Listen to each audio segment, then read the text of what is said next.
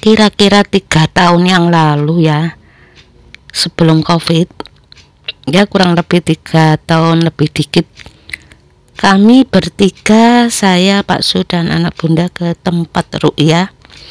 Maksudnya bukan kepingin di ruqyah ya, ini untuk pembelajaran anak saya biar tahu. Ini loh contohnya orang-orang yang selama ini baca Quran niatnya untuk duniawi, baca sholawat untuk duniawi, akan mendapatkan ilmu musyrik. Dan orang-orang yang mendapatkan ilmu musyrik itu, kalau si peruqyah itu baca ayat untuk meruqyah, dia akan bereaksi. Jadi kalau nggak ada ilmu musyriknya ya tidak akan bereaksi apa-apa. Atau ada ilmu musyrik tapi sedikit, itu reaksinya ya biasanya ya hanya kelihatan sedih gitu aja. Tapi yang sampai marah-marah, membentak, jambak, nendang, itu yang meruqyah itu sampai kewalahan ya, dipegangi 2 orang itu masih kewalahan. Ya berontak itu sebetulnya yang berontak itu bukan orang itu, jinnya. Ketika ditanya itu ya tahu tapi nggak bisa dikendalikan. Jadi yang ngomong itu memang jinnya, tapi lewat lesan orang itu. Jadi yang selama ini orang itu nggak percaya kalau baca Quran ayatnya bukan karena Allah itu nanti ada jin dalam tubuhnya, akan bereaksi ketika diruqyah.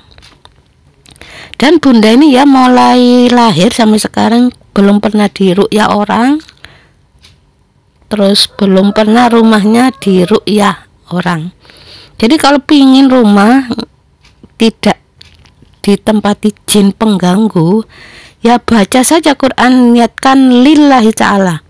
Saya baca Quran niat patuh perintah Allah, sudah titik. Lama-lama jinnya itu keluar kepanasan. Jadi orang-orang yang di rumahnya itu ada penampakan, ya tetangga bunda ini ada yang lapor ya, ada penampakan itu yang diperlihatkan itu ya anak-anak ya, terus lapor ke bundanya, ke ayahnya, kalau dia kelihatan orang ada di situ, ketika dihampiri kok enggak ada, langsung hilang. Nah itu berarti rumahnya itu memang ada jin. Ya sebetulnya yang enggak ganggu asalkan tidak disakiti. Jadi orang-orang yang baca Quran diniatkan untuk ngusir jin itu malah orangnya itu kena, jinnya itu malah nyerang. Jadi istilahnya orang itu kalau masuk rumah terus diusir, ngusirnya tidak secara baik-baik, pakai kekerasan, misalnya pakai kayu bakar, ayo kamu keluar, pakai kayu bakar, kepanasan, kan marah. Jadi kalau baca Quran niatkan lillahi ta'ala itu merasa nggak betah di situ, merasa nggak nyaman ya keluar, tapi tidak merasa tersakiti. Jadi orang yang sering baca Quran karena Allah setiap hari, insya Allah jin itu lama-lama akan keluar.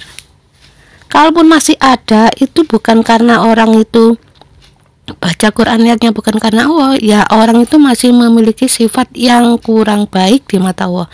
Misalnya baca Quran sudah benar niatnya karena Allah, tapi karena masih punya sifat pemarah, sombong, ya jin yang sifatnya pemarah dan sombong itu akan masuk. Jin itu kan ada 2, jin sifat dan jin ilmu. Kalau orang itu baca Quran niatnya karena Allah, berarti tidak akan memiliki jin ilmu. Tapi kalau masih pemarah orang itu, berarti jin sifat yang sifatnya pemarah akan masuk ke tubuh orang itu. Jadi kalau orang itu sudah tidak pemarah lagi, jinnya ya keluar. Karena tidak betah di situ ya, karena merasa nggak cocok. Dulu pemarah, terus jinnya pemarah kan cocok. Nah sekarang sudah jadi orang yang penyabar, ya akhirnya keluar. Jadi keluarnya jin dari tubuh bukan karena dibacakan surat tertentu, karena orang itu sudah memperbaiki akhlaknya sudah diperbaiki. Nah jin yang berbentuk jin sifat akan keluar. Orang itu yang dulunya baca Quran niatnya untuk duniawi, setelah baca Quran niatnya karena Allah, jin ilmunya akan keluar. Jadi ini ada penanya dari Bapak Baihaqi ya. Nanti bisa dilihat di kolom komentar. Asam lambung itu penyebabnya apa, Bunda? Ini sudah pernah diterangkan di video yang lalu. Asam lambung itu rata-rata dari ilmu musyrik yang ngendon di situ. Biasanya dari ilmu ayah ibunya atau kakek neneknya itu ngendon di situ, yang makanya mual-mual terus. Lama-lama jadi mah akut, dan ini nggak sembuh-sembuh kalau tidak dikeluarkan ilmu musyriknya. Ya Bunda, ini alhamdulillah satu keluarga nggak ada mah. Jadi ilmu musyrik itu memang kalau mengendon di daerah situ, kalau dokter yang mengatakan itu mah akut ya, karena sudah lama nggak sembuh-sembuh. Rata-rata di Indonesia ini insya Allah karena ilmu musyrik. Jadi asam lambung itu disebabkan karena ilmu musyrik, dia ngendon di situ.